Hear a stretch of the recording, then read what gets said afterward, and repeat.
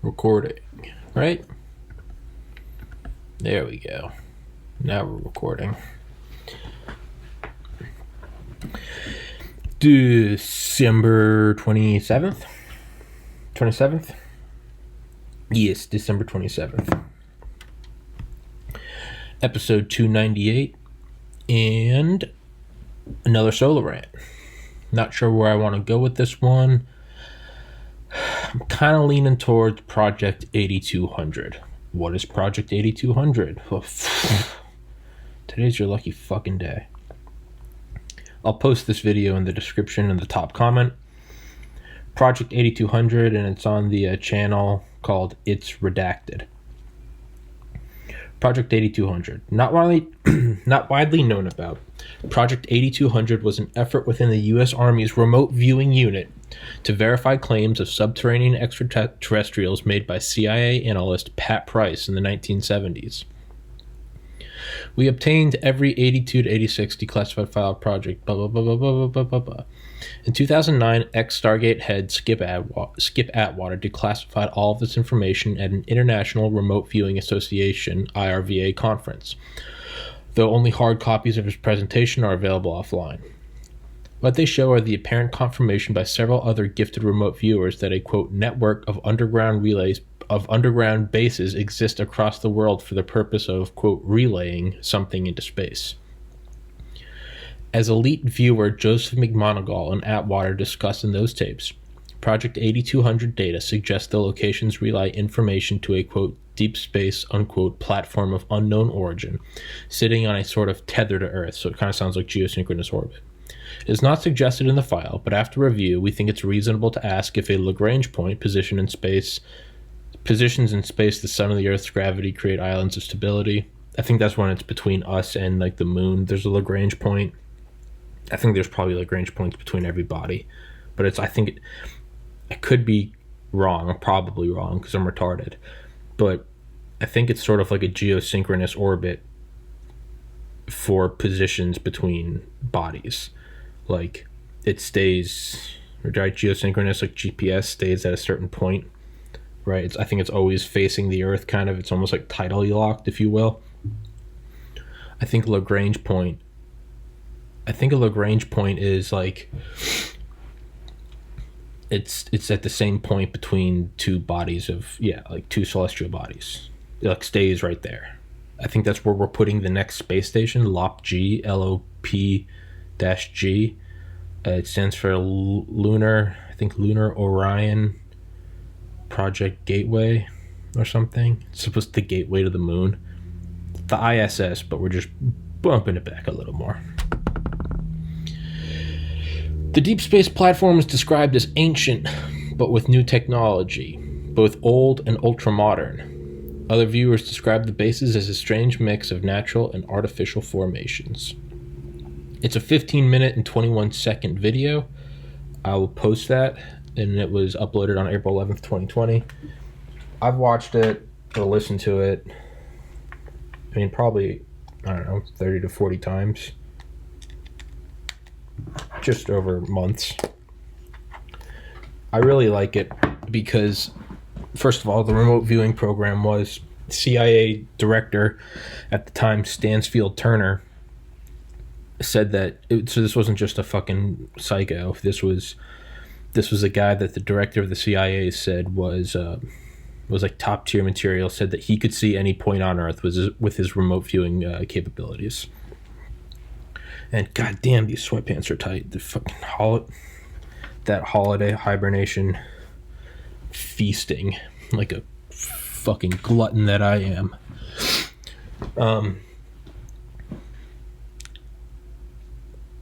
So he said that Stansfield Turner said that this guy Joseph McMoneagle said that Joseph McMoneagle could see anything on Earth at any time.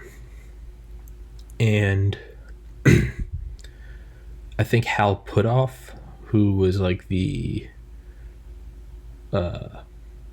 like a forefather of like plasma physics, who I think worked at DARPA, maybe not, maybe one of the major labs. He now works for Tom DeLonge's company, To the Stars Academy. But Hal Puthoff, the Nobel Prize, I think, candidate. I don't know. He might have won one or two too. But he apparently gave over the project to Skip Atwater. I don't remember when. It was at SCI, I think, whatever that stands for, SAIC. He gave over the project to him and said something along the lines of like, I think like the paraphrased quote is like, "You might be interested in these underground alien bases." Yeah. And so what this thing is described as is that I'm not banging on all cylinders today. It's described as this system of these underground bases on at least 4 points over the world, and I think they're under like 4 mountains on different continents.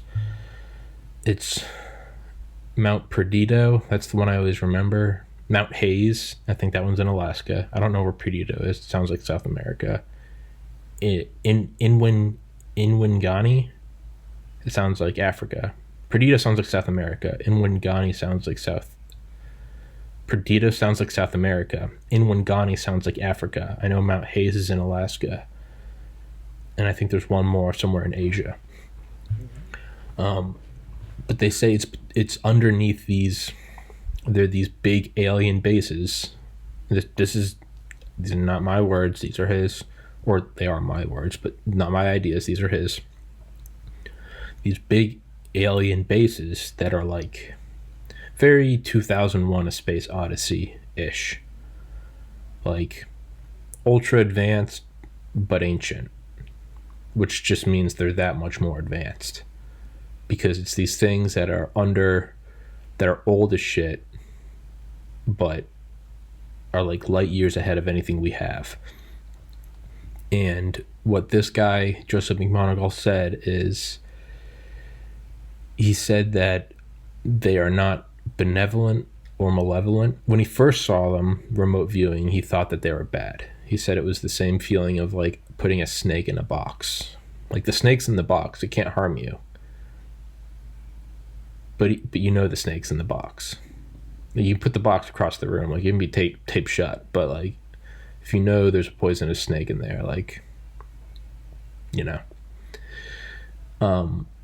But he said upon further remote viewing that he said there was no evil in it at all. There's no negativity, there's no positivity. It's just neutral. It's like a metronome or a buoy. It's just this thing recording or just kind of clicking, you know, like a bouncy ball that never loses energy, just do, like a windmill, whatever. It has no agenda. It's just, actually, those are all horrible examples. I think buoy is the only one that's a good example or analogy. It's just sending data. Now, where is that data going? Who's that going to? Maybe there's a nefarious thing with that, you know. If you just have a buoy out there, the buoy is not necessarily evil. But if you're using the buoy to see if the buoy has microphones on it, and you're using the buoy to see if it picks up human voices because you don't want people fleeing your country on a raft made of tires, shout out Cuba, that could be nefarious. But I don't really, I guess that's a shitty argument though, right? Because a gun isn't evil. It's who holds the gun side. That's a fucking retarded argument. It's a thing sending data, and that's what Joseph McMoneagle says. Says there's at least 4 of them, and there's a deep space platform and the Lagrange point, like you said, just tethered, just moving with the Earth, and it's beaming information to there, which I guess we're just defaulting. We're just relying on Stanley Kubrick. It is then being beamed somewhere else, Saturn. My God, it's full of stars. But that's what it is. And upon one viewing, he said that there were beings in there, but it's sort of a skeleton crew. It's like the guys watching over, I don't know, it's like doing stadium security for an NFL team in the off season. Just like, I don't know, kind of patrol, make sure there's no one butt fucking a dead dog or something. That's what he said it is. He said that there are like beings there, but it's just skeleton crew, right? Almost like a missile silo, missileers. It's like, yeah, I mean, technically these things are always poised and ready to launch, but at the same time, it's like Berlin Wall fell 30 years ago. Yeah, and that's about the gist of it. There's not much more information on it, and I can't find any more on it, but yeah, he described it as a spider web. He does think that there are sea floor locations or seabed locations. I don't know if he saw them, viewed them, but he does think that there are seabed locations. Yeah, there are seabed locations. There are at least 4 big ones under mountains. But what is kind of weird is that this was in like the 70s, which was like 18, so say 1970, which was like 18 or 6, I think 86. 86 was Japan Airlines flight 1628, 1528, JAL. That flight in Alaska, that's like one of the more famous UFO sightings. John Callahan, the third guy from the top at the FAA, he's the one that said that like they went and like presented it to Reagan's like science advisory board, and the CIA showed up and said this meeting never happened, but they were all excited because it had this was like the first time they had 30 minutes of like radar. But this guy in Inyoki, I'm gonna butcher that, Ching Ching Chong Egg Roll, the pilot, who was like apparently like a very good pilot, like thousands of hours, tens of thousands of hours of flight with no accidents, 747 pilot, just respectable fucking employee. He refused to rescind his statement about being they were kind of harassed by a UFO, which I think they said was twice the size of an aircraft carrier, which tends to be a common size with UFO sightings. It's always 1 or 2 times the size of an aircraft carrier, but that's the flight where Larry Holcomb talks about it in his book Presidents and UFOs. Leslie Kean talks about it in her book UFOs, Generals and Government Military Officials. Stephen Greer talks about it in Unacknowledged, but it's where 1528 or 1628, I don't remember, but it's JAL, like Japanese Alaskan Airlines, or maybe it's Japanese Airlines.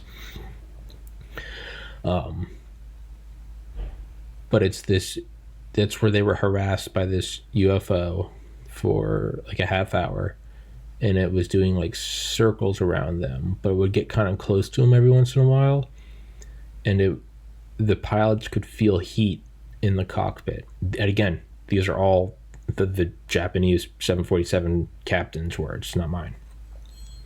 They could feel heat on their faces, and he sketched it as this like acorn, this like dark acorn type thing, and it zipped around. The military got it on, and again, it's like, well, where's the evidence? Well, apparently they took it also. But again, don't take my word for it. And it was, I believe it was a flight from Japan bringing wine to North America, and it was going to stop in Alaska to refuel or something. And it was zipping around and shit. But anyway, that was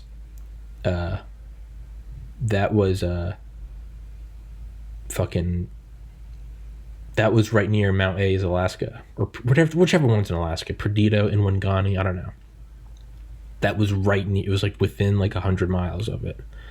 And apparently Joseph McMoneagle said that like these like these underground bases, and again, none of this is like my wild speculation. This is, they may have speculated, but I'm just repeating them.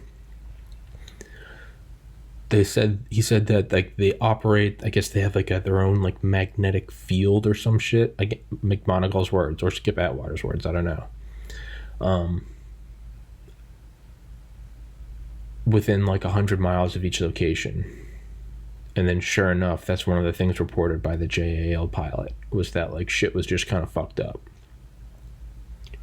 So that's a little weird. And not only that, so another thing is he says that they were linked together, whether that's by like fiber optics or some other technology. Again, I am the king of like wildly speculating and not citing sources.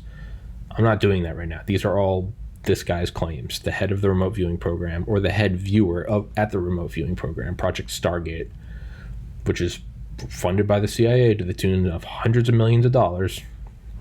They used Joseph McMonagle to find Soviet subs and to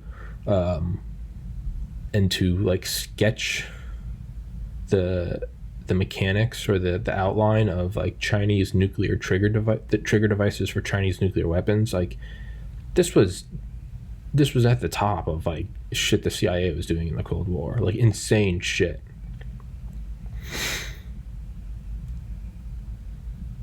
So it was a legit thing, and it was funded out the ass. And Joseph McMonagle still, where does he work? He works with the Monroe Institute, and I'm trying to get in touch with him, but I can't get his, right? I think I got his, he won't respond. But he said that these things were sort of linked together, and then, like I said, all beaming to the deep space position. In my mind, that's kind of like the outline of like a satellite dish, right? You have like the focus thing, and then you have the big dish collecting everything, but it's the 4 underground bases around the world beaming to one thing. That's a big satellite, right? Rest in peace, Arecibo. But yeah, he said it was beaming out to there.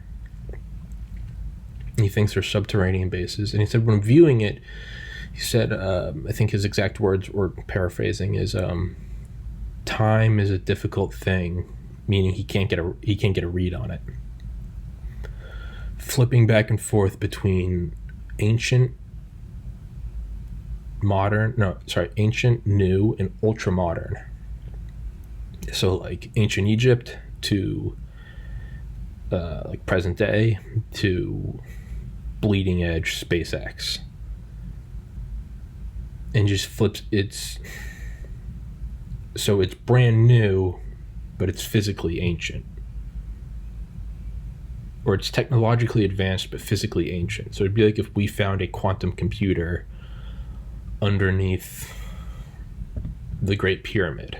It would be ultra modern in that it is past what we have. I don't think Google's hit quantum supremacy yet. I think they have. Just scary.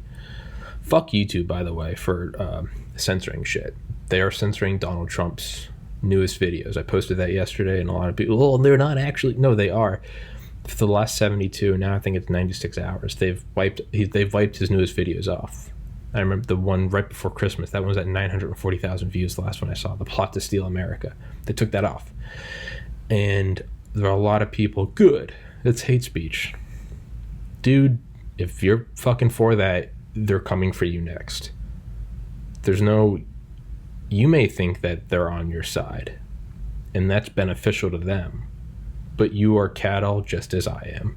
They're just taking me first, and then they're going to take you second. Anyway, I'm going to try to keep this one at Project 8200.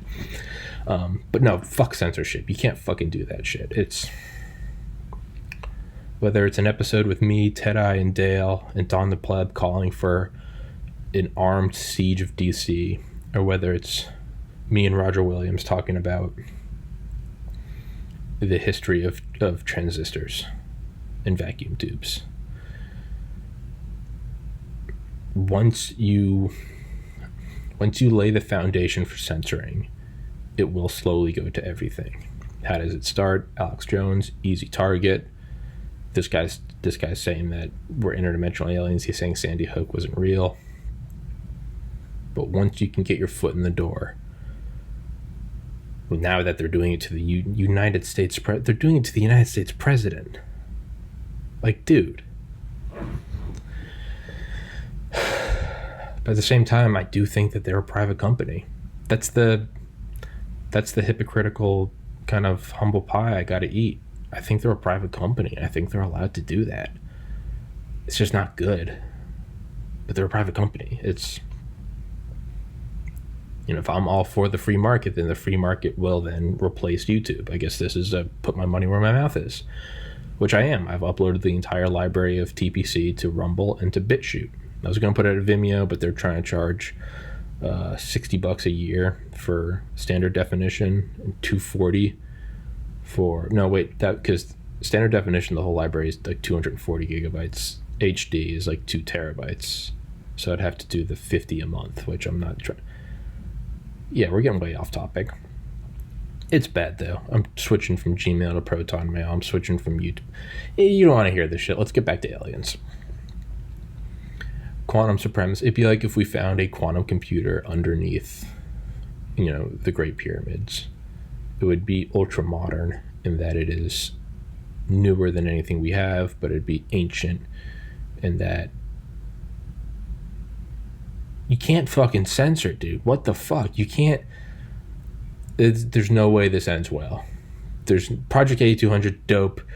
Fucking maybe we'll swing back around to it. But you can't. That's just not good. But you can. It's your private company. I mean, is this just my own hypocrisy, right? Is it I'm looking at others, I'm looking at those on the quote-unquote left who are cheering for it because, fuck Donald Trump, hate speech, and here I am saying, today it's Donald Trump, yesterday it was Alex Jones, today it's Donald Trump, tomorrow it's you. And they're going to label your shit as hate speech. And you're going to say, what do you mean? I was just offering a dissenting opinion within the Democratic Party. And they're going to say that's hate speech.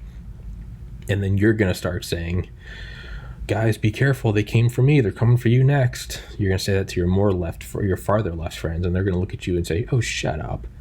And then it's going to come for them. And then they're going to raise a flag in the further left until finally everyone's fucking dead. Am I being hypocritical in that I'm saying you're only for it because it's against the guy you don't like, Donald Trump? Yet, let's look at myself in the mirror, and it's not pretty 2 days after Christmas, but let's look at myself in the mirror. And am I against this because it's against, they're for it because it's against their guy, they don't like Trump? Am I against censorship only because it's against my guy, Trump? I can point at the left and say, I thought you guys were for free speech. I thought you guys were all about 60s freedom of expression, and now you're saying fuck those who disagree. But then how can I say that when I'm saying companies should be allowed to do whatever they want, free speech, do whatever the fuck you want, and then they're censoring my guy? So I'm wrapping myself in the anti-censorship flag, and I'm saying, how dare you?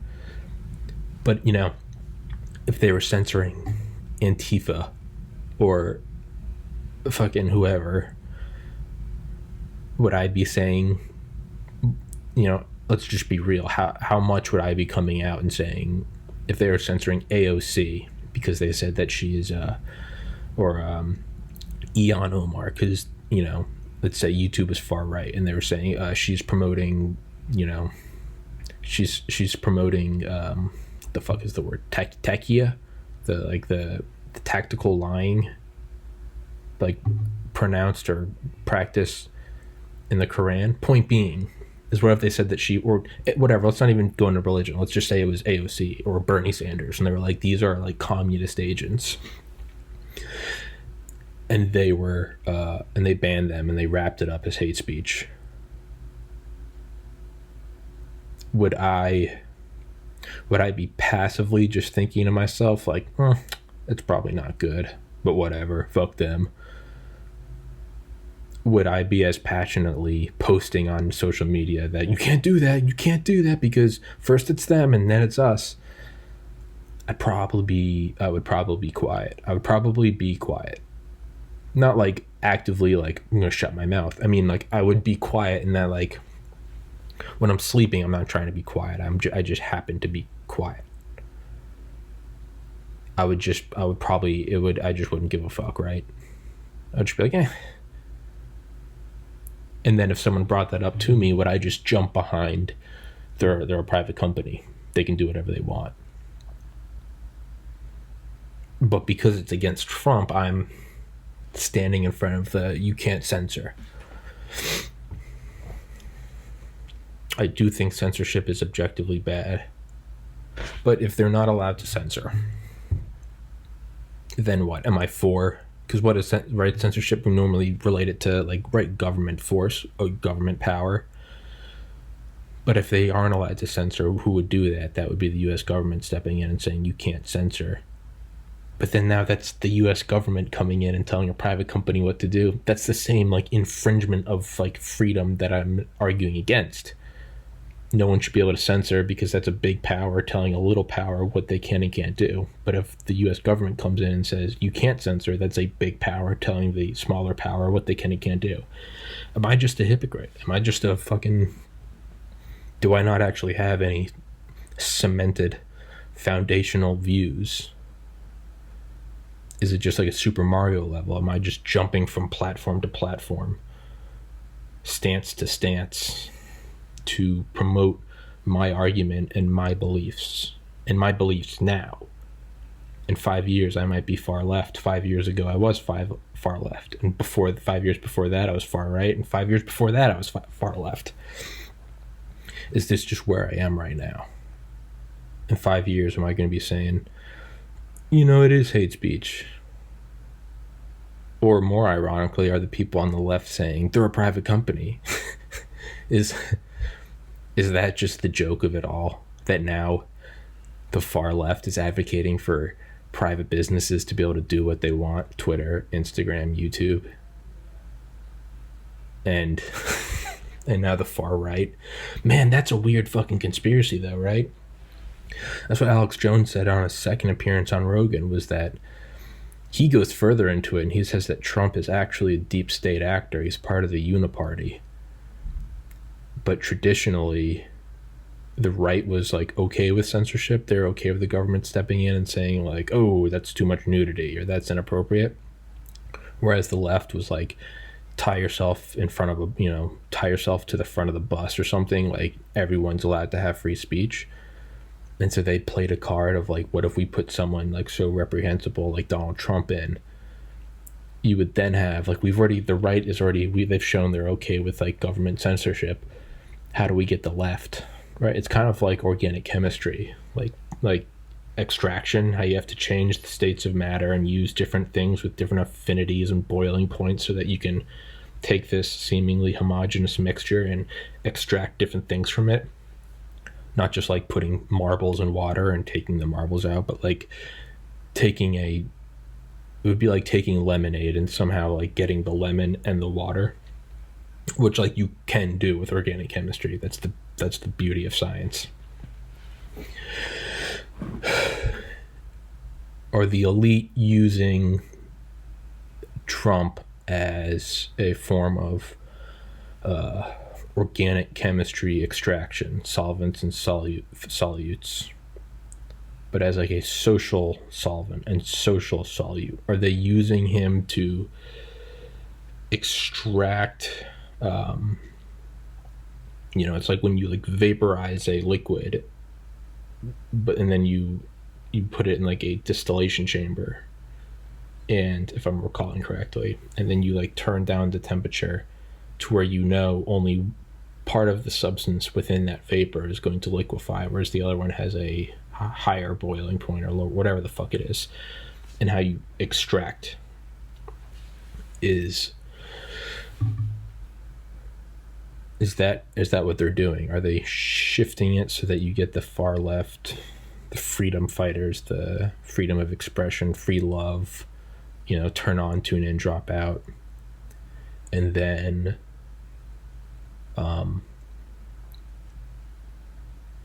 and you're now getting them to be for censorship. This post about election fraud is disputed. This person has been banned for violating terms of service. This is inappropriate content. Episode 288 of TPC has been banned for inappropriate content. But they only banned the HD version. I just happen to upload, every once in a while, I'll upload 2 versions of a podcast because the Zoom file is a lot smaller. It's like an hour-long conversation on Zoom is like maybe 400 megabytes. An hour-long conversation that I upload from like the screen recording, which is higher resolution, 8-9 gigabytes. So I mean, it's an 18-fold difference. Let's say 500 megabytes to 10 gigabytes. That's about the average exchange. So it's a 20-fold difference in file size, 20-fold difference in upload time, 20-fold difference in processing time. So when I do a podcast that I get really excited about, like when I did it with Mike Durant, or I did it with Brigadier General Robert Spalding, Charlie Duke was different. I got really excited, but I wanted it to be the best thing. When I do them with like Don the Pleb, Dale Comstock, and Joe Tedai, when I do the sort of Four Horsemen the podcast, where someone commented the other day and it made me laugh, I normally throw those up from the Zoom file because I just get excited and and those are normally super like time sensitive. Those are topical. But the audio on my end is admittedly shit, and I don't know why. The audio with everyone else comes through great, but for whatever reason, audio through Zoom on my MacBook, it just comes through like Charlie Brown. So when I do those, I'll upload an HD version, which is the normal version. When it has in brackets HD, what that actually is all the episodes are HD, high quality, high definition video, high definition, high fidelity audio. So it shouldn't be that I put brackets and say HD upload so much as like the handful of Zoom files I upload should say in brackets SD, standard definition or standard fidelity. Point being is weird because they banned the 288 HD, which is the normal file, but they didn't ban the SD, which I can only, to me, all that says to me is that I don't think it was a flag. I don't think someone actively reported it. Maybe they did. I don't give a shit. Fuck you, you pussy. I think it must have been transcription. When they obviously they transcribe it so you can do closed captions. I think it was transcribed, and then like they do that. They transcribe your video, and then they don't have someone sit down and watch it. They can't do that. There's thousands of hours uploaded every like minute or something. So they transcribe it, and then they can just then you just take the text and you can just run that through whatever AI they use. That just means to me that the audio of the normal file was so shitty that it just didn't pick up on it. It's kind of like Terrence McKenna. It was Terrence McKenna. Talking about like psychedelic gatherings. He was like, don't get too big. And use big, or keep it small, but use big words. The problem with Timothy Leary is he said, turn on, tune in, drop out, right? Problem with Woodstock was that it was this seismic cultural event. You're supposed to, he was like, keep it small. Coffee houses, if you go back to Terrence McKenna's lectures, they're all at like university libraries, 100 people tops. Keep it small. You've got to keep it small and use big words. It's the acquiescence of the cultural metamorphosis. We are the plant people. Sort of fly under the radar. He was like, don't stick your head above the parapet. Terrence McKenna was interesting because he didn't want he was for the abolition of like the powers that be and the greater structure, but he was, at the same time, he was all about like, keep your head down. Which is, it's, who's right in that situation? If you're in a concentration camp, do you say, we got to take out Hitler? Or are you looking at the reality of like, you're watching your friends work to death, and you've had, in the last 3 days, you've had 4 ounces of dirty water and half of a piece of crust for nutrition, are you becoming a brutal realist and just going, keep my head down, work? One day I'll get out, when the war will end, and either I'll be executed or I'll be liberated.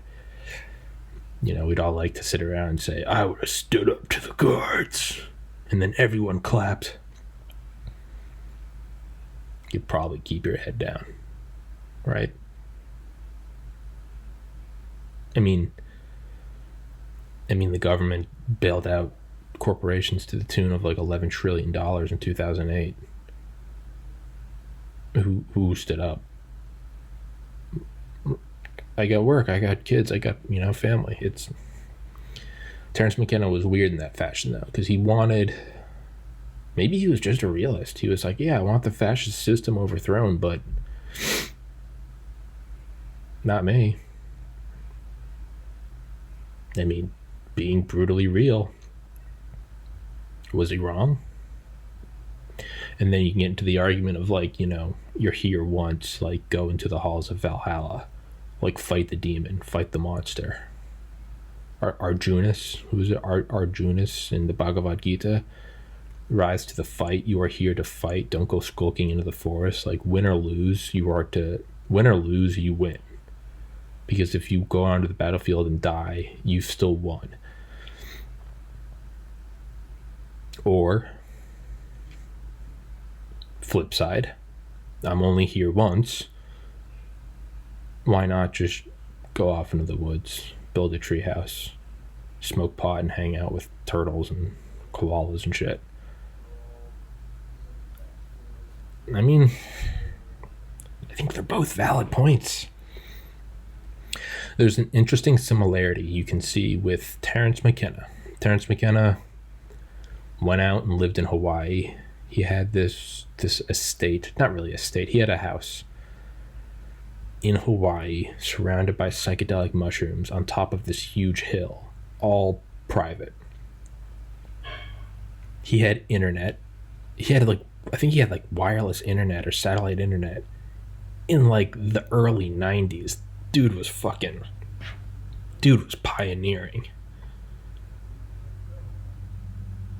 He kind of did the thing. He said fuck it and moved out onto a hill in paradise surrounded by psychedelic mushrooms and pot, watched the golden sun set over the ocean every day, looked at the galaxy, tinkered around with this new global brain being laid out. I think he had a girlfriend, died of brain cancer. Maybe that's the way to go. Ram Dass, Richard Alpert, rest in peace, died a year and 1 week ago. His whole story, I'll post that in the link in the description as well. I need to make a note of how many things I need to post. Project 8200 and Ram Dass's story. And do Terrence McKenna, keep it small. They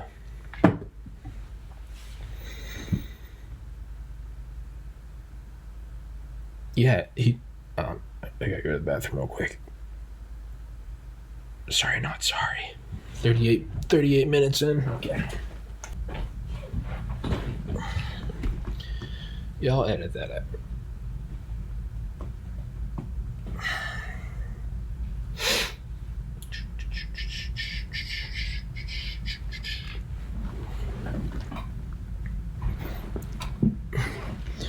But that's kind of a crazy one, right? There we go. Yeah, I'll edit. If it's just me, I guess I should edit out that bathroom break. That was 2 minutes. Yeah, this kind of a weird one about, right, there's that weird similarity between the original woke guys, right? Terrence McKenna, Alan Watts. He ended up living on a houseboat in Sausalito,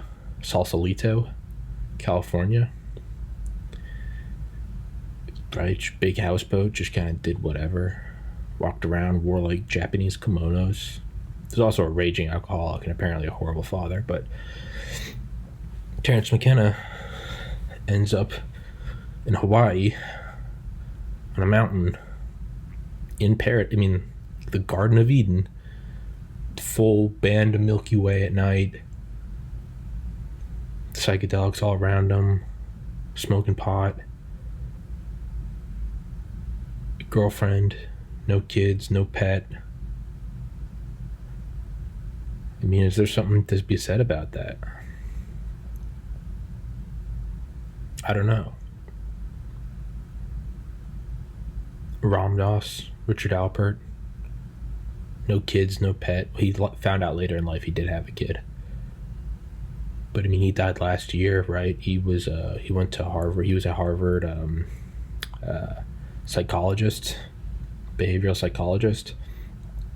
Good buddies with Timothy Leary. He went out, yeah, right. And then he did psilocybin, and then did LSD, and he did that for a couple of years. Got fired, and then went to India, to the Himalayas. I'm going to listen to that lecture later. That's a fantastic lecture.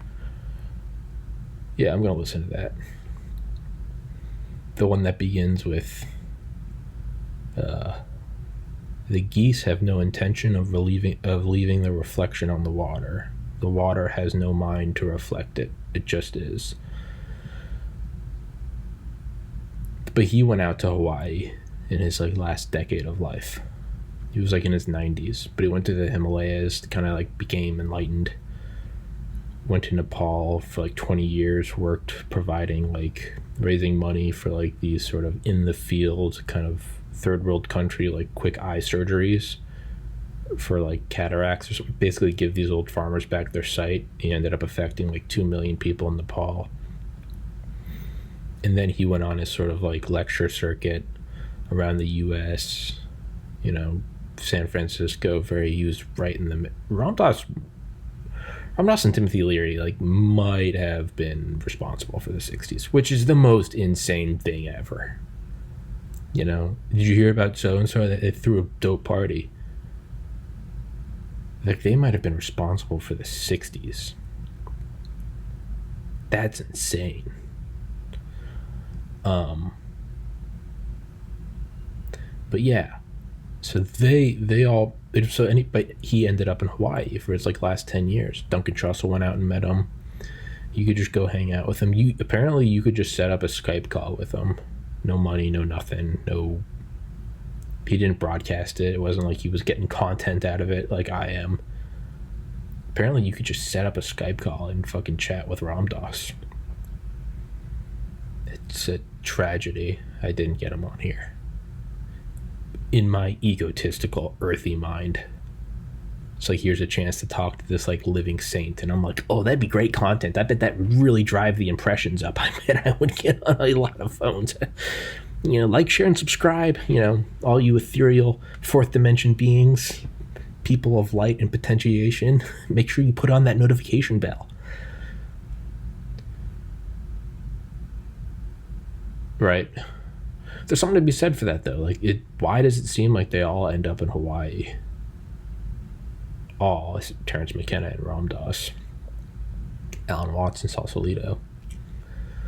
Hunter S. Thompson's kind of a guy that went off and did it. He had his own fucking place out in the country, a ton of land, and he would just shoot shit all day. LSD and cocaine and drinking and smoking, and take Halcyon at the end of the night or the morning. He'd go to bed at 6. He also committed suicide. He and Watts, I'm not so sure about. I don't really look at them as goals. Hunter S. Thompson, I absolutely don't look at as a goal. I mean, a crazy guy. Interesting.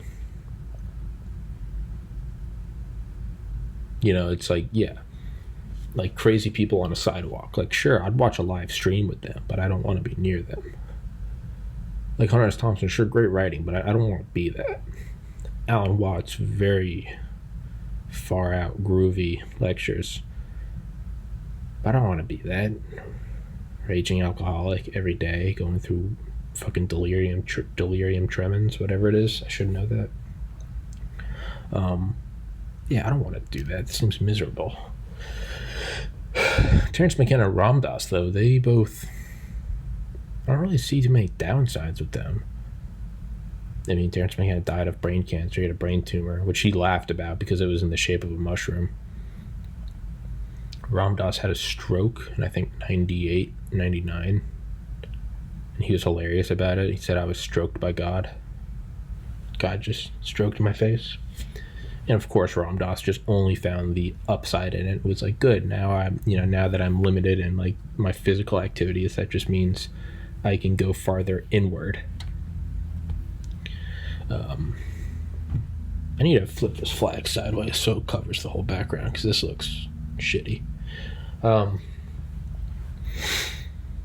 yeah, that is kind of crazy.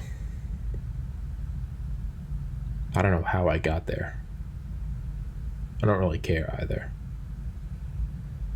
Yeah, I mean, I guess that's like the philosophical argument though, right? Is it, do you stand and fight? Do you fight the whatever? Fight Donald Trump because, you think he's evil? Is it fight Joe Biden because I think the election was stolen because I watched it a lot? But hey, you think Trump is evil, I think, but whatever. Do you stand and fight what you admittedly perceive to be evil? And for good reason. I mean, whether you're fighting Trump or I'm fighting Biden, like, I think we're all doing it for, like, we would probably agree on the reasons, right? A more fair and just world and an honorable society and a better place for our offspring. Like, we're on the same page there.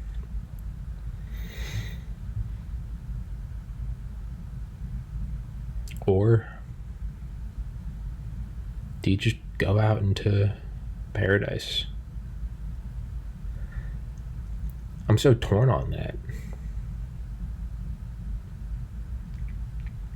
I think the move is, I think you stay and fight and then fantasize about paradise but don't actually go. Because what happens when you go and it's like not that great? Then what?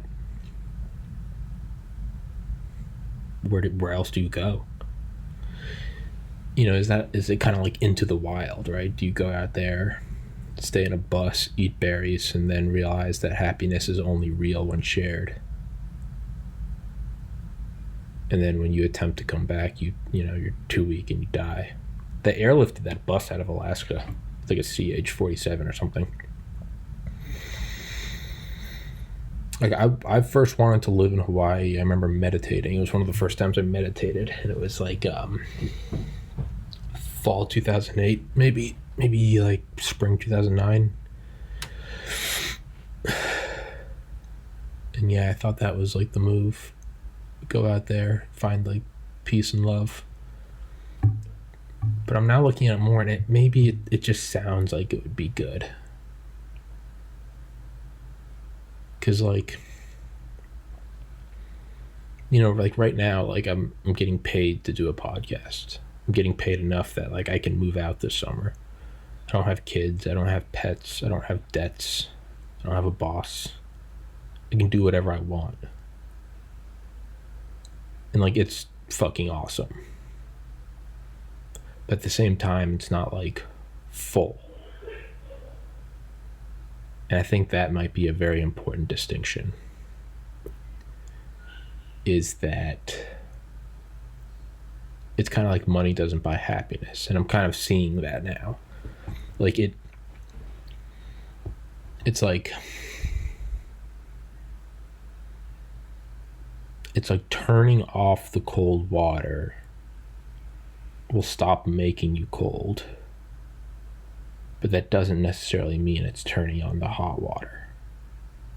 Or if, about bad habits, like the first thing to do when you found yourself in a hole is to stop digging.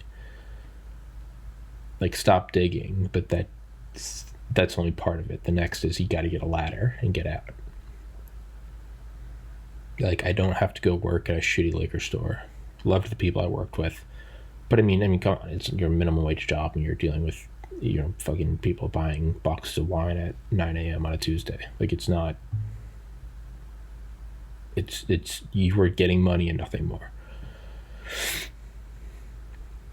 Like, remove that. I can wake up whenever I want, exercise, meditate.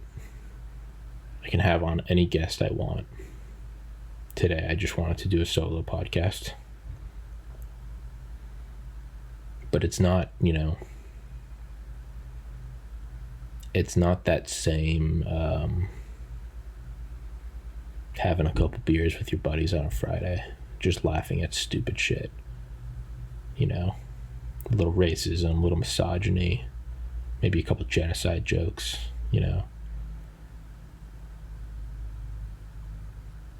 it's where you and your girls hanging out and, talking about some guy's dick. Because apparently that's all girls talk about. It shows how mature I am. But there's nothing like that. I think that maybe that's accurate. Happiness is only real when shared. Because, like, this is fucking great. I am my own boss. I wake up when I want. I do what I want. I talk to who I want. Or just myself. No one dictates, no one curates. YouTube starts moving some of my content, whatever, I just upload to another platform. It is freedom. But there are still, like, there's not that fulfillment of a romantic relationship. There's not that that relief of laughing till you're blue in the face with some friends playing Halo 1 on a 360, getting no-scoped with the Scorpion tank across the map on Blood Gulch. Like, or is this just like the winter blues talking? This is just coronavirus depression because no one can go outside. So I think, like, going to Hawaii, I think that's, like, great on paper. Or wherever your bliss is. If you want to go, those, like, magical pictures, those, like, little, like, winter wonderlands in, like, the Nordic countries. Or wherever. The Caribbean or Colombia or whatever, whatever's your bliss. I think that's good on paper. But I think when you go out there, is it everything? And I don't think so. It was the feeling I had when I got into med school. The feeling I had when I took the MCAT. I had already sent in all my applications. I'd got my letters of recommendation. I had done my shadowing. I had done my volunteering at hospitals. I had done my toxicology research. I had done this, that, and the other thing. And I took the MCAT, and I knew I aced it, even though I didn't get the test for a month. I knew I aced it. I just walked out of there and was like, that's done. I did that.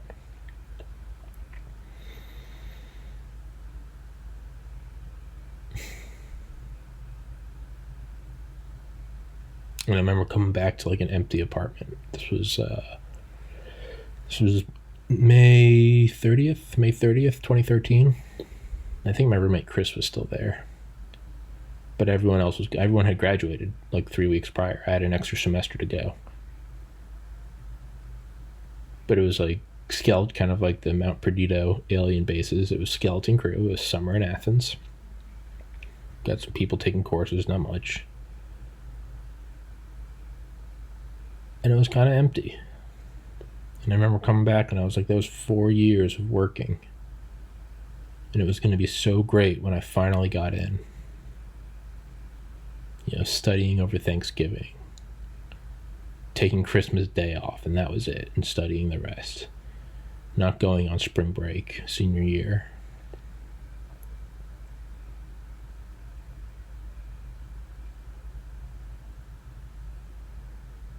And just studying. And for everyone that thinks that this is some profound moment, it's not. I've already beat this to death in my mind, nonstop for 7 years.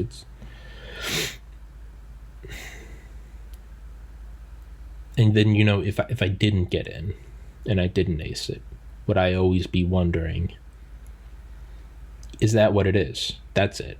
I think I might have just stumbled on something. Did I have to work to get in to know that I could and know that I did, and then walk away and pursue something else? Versus if I didn't get in and I didn't go to med school, which is no different than my life now because I got in and didn't go. But if regardless I didn't get in, either or I don't go, would that be years and years of looking back and thinking, what if I had got in? What if I had got in? What if I had got in? This would all be different. I would have something to do instead of, moping around about my brother for several years. Is it, for any new listeners, I lost my brother to suicide right after I graduated. Would I be doing that? Would I be blaming everything on that? I didn't find, my relationship failed because I wasn't a doctor. Versus now, it's like I got in and all those things happened. But by getting in and choosing not to go, I didn't have that, what's behind door number 3. It's like I didn't have that veiled silhouette, that the ultimate scapegoat. If I had got into med school, if I had just, because then you can just waste all of your time scolding yourself for why didn't I work? Why didn't I study harder? Why didn't I have the discipline? Things will be different. And then you raise a kid and say, you're going to get into med school. But I sort of removed that from myself. I kind of took that cane away, right?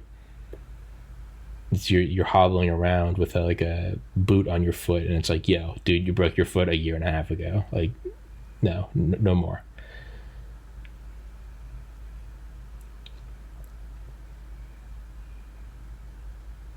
By getting in and not going, like, I can't lean on that. Is that what this is? Like, I am now free to go anywhere. I could, if I wanted to. I could take the money I'm making from this podcast and I could go move out into an apartment in Hawaii. No kids, no pet, no partner, no nothing. But I gotta be honest, now that I can do it, it doesn't sound too appealing. Which is weird as shit. But it sounds pretty empty. I feel like I don't want to do it. And maybe that's it. Maybe this is just a repeat of med school. I have stolen that crutch from myself. Now, is that some higher self, some more enlightened part of my brain, the self behind the self, the witness, not the puppet, the I, the Brahman, the Atman, the Pada Atman? Am I removing those crutches from myself so that I can't lean on them? And thus I either have to stand tall or I have to fall through air and hit my elbow on the ground, metaphorically.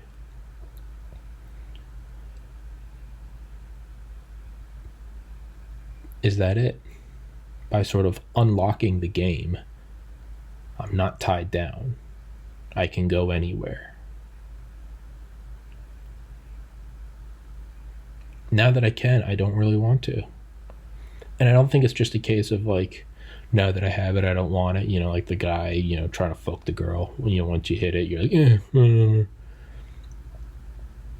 I don't think it's that, because as soon as you can't get it anymore, now I want it again.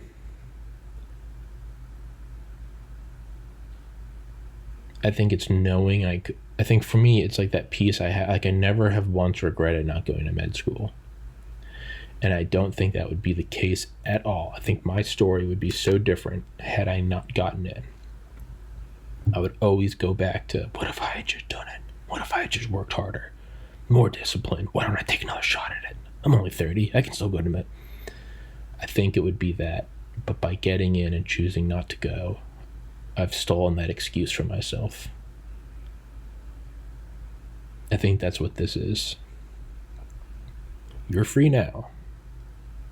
I'm gonna move out of my parents. I had to put my dog down this year. You're free. You don't have kids. You don't have a property you need to sell. You got a Honda Civic, and I mean, I got podcast equipment, but aside from that, I've got a couple duffel bags of clothes. You're free. Where do you go? What do you do? I think if I had gotten married and had kids, even let's say I'd gone to med school. Well, one, if I'd gone to med school, I'd probably be spending all of my time wondering what if I didn't go to med school? What if I had just taken the leap into the void and tried to make a living doing something I liked, loved, not liked? But now I'm in that reality where I got in, I got everything I wanted. I got in and I didn't go. So I could turn it down instead of having it turn down me. I took the void. I grabbed my balls and jumped into the void. I did the thing. I went for it. Not only do you have to have, how many people have the balls to go for it, and then of those who do go for it, how many people succeed? It's like I got into that percentile. How many people can say they have what I have now?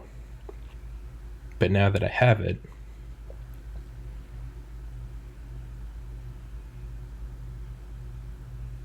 maybe I just want something. Maybe I want something that doesn't require years and years of grinding. Maybe I just want like a simple human comfort, a cozy home, a fuzzy cat, a big dog, a girlfriend, a big yard where I can have a bonfire. Is that what it is? And I think it is. And I don't see it being filled with regret because, like med school, it's not, what if I just gone for it? Just gone out and done whatever I wanted to do. No, it's like instead of wondering, what if I just gone for it? Just moved to New York, moved to Hawaii, solo bachelor. Well, no, because I now have that opportunity and I don't want to do it. I don't want to do it at all. I want something real. I want a relationship. I want friends. I want to laugh. Go to a stupid movie, go to a restaurant, and then bitch about how much it sucked.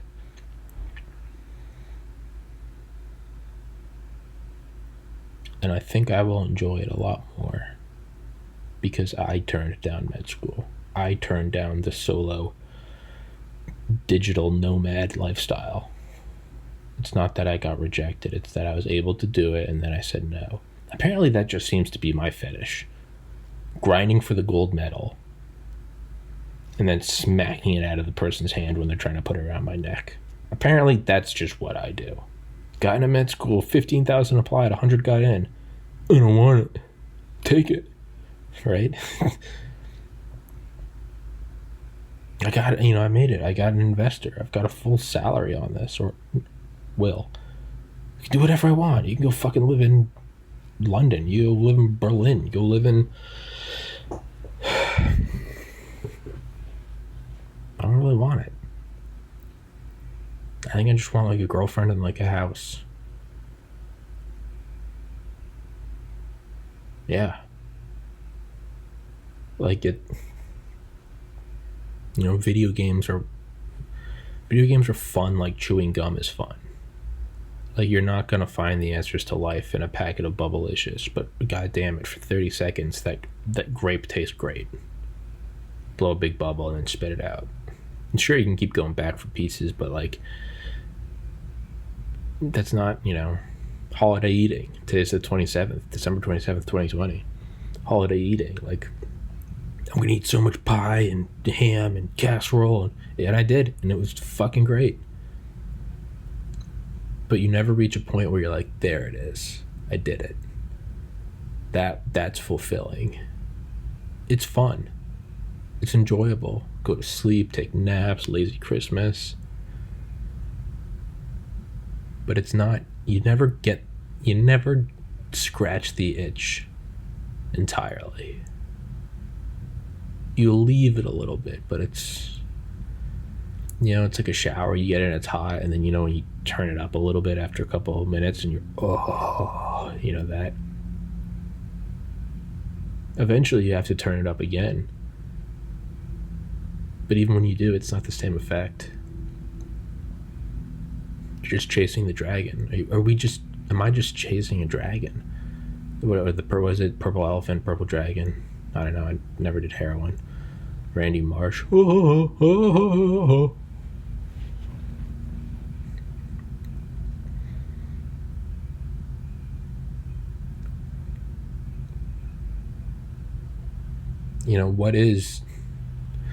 Where is fulfillment found?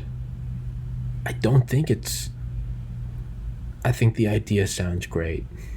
No wife, no kids, I just got a fucking penthouse in Honolulu. I have a Lamborghini, I have a jet, I can go anywhere. I mean, ultimately, it will just be where I am now. It will be another peak, another mountain peak I scaled. And you'll get up there. And then, as now, and as was acing the MCAT, you're sitting there single, alone, having not spent enough time with friends, thinking that you were going to find Nirvana or Shangri-La.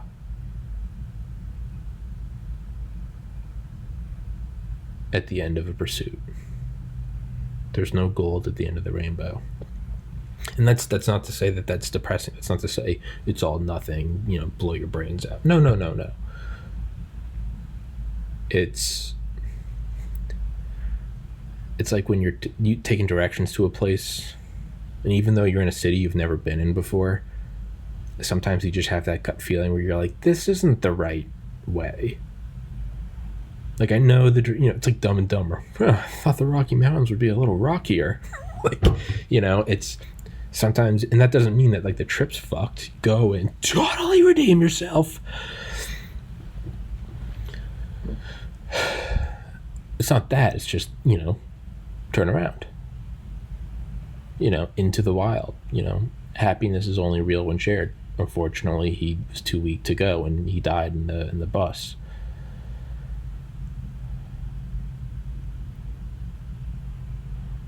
Is that I think that's where I am right now. It doesn't mean it's fucked. It doesn't mean it's all over. Go take some pills, try to find happiness in some synthetic heroin. No, not at all. But it does mean that it's like playing a video game and you're trying to find the edge of the map. So you just fly out into the ocean. And then you keep looking at like the reverse view, and you see the map slowly disappearing behind you. You're like, oh, I'm really going. And then eventually it disappears entirely, and then it kind of starts tricking you, because once it no longer is, I guess, obligated to render the city in the background, it just starts like a treadmill. It just kind of starts synthesizing the same water underneath you. You can go out for hours, and then you're like, okay, is that what it is? I kind of feel like that's where I'm standing. Is like I've followed the rainbow farther than anyone.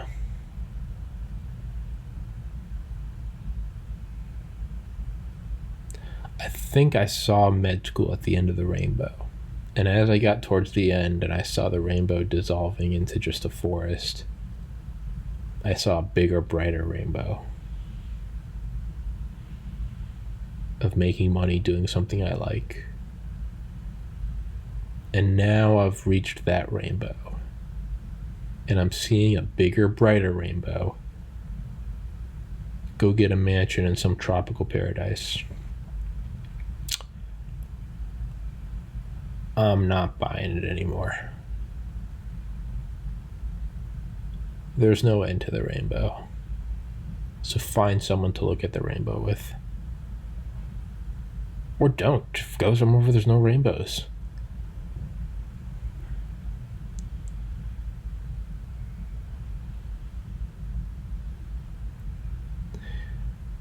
this is going to sound like a really douchey thing, but like I don't really know who to go to for advice on any of this. You know, med school, you can go to doctors or former students who got in. People who got in but didn't go, that it gets a lot smaller. But you can still find them. I didn't, but I imagine you still could. I found doctors who obviously were doctors, but told me if I wasn't feeling it, then it's not for me.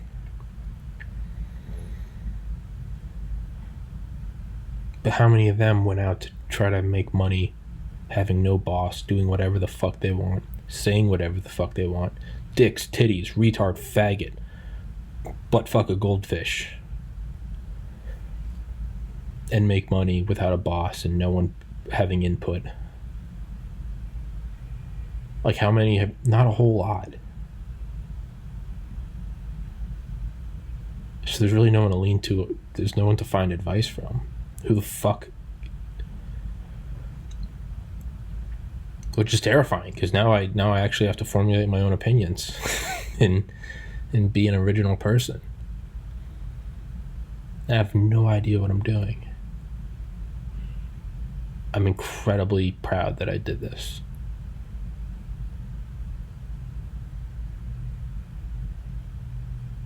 And I definitely would not trade it for the world, because I do whatever the fuck I want. And the second that was taken from me, I would realize how much I enjoyed it. So I'm not forgetting how great this is. I am grateful for this. Maybe it's not that ecstatic bliss of finding out the podcast is getting funded, but there is a pretty awesome baseline. There's a pretty awesome baseline buzz.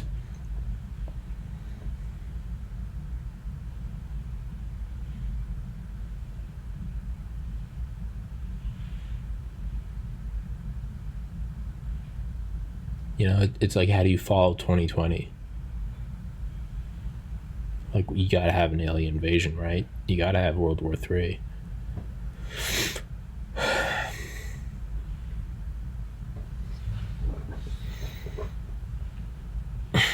$220.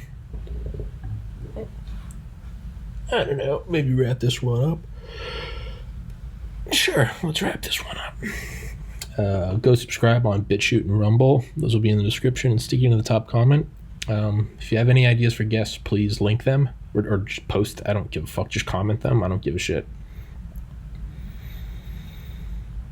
Or if you want them to contact me directly, have them email me at tommyspodcast, TOMMYSPODCAST @gmail.com or at Proton Mail. Yeah. And hope everybody has a good one. Thanks for tuning in, bitches. And I feel better. I feel like I just had a little self-therapy. Happiness is only real when shared.